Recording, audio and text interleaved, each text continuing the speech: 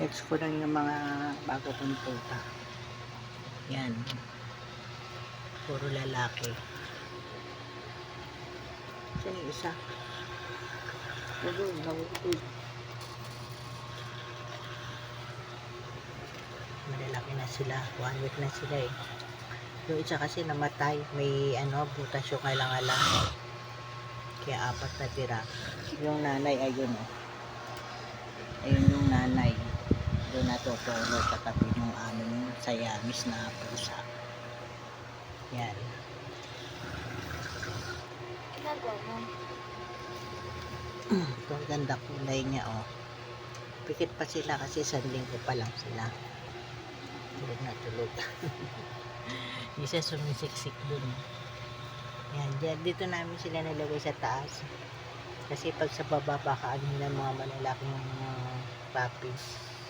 Kaya dito lang muna sila. Yan.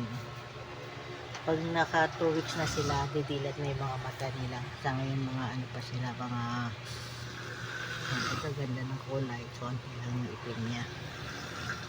Marulusok sila sama sa taba. Yan, puro lalaki yan. Natira. Ano na nangyari sa'yo? Thank you for watching.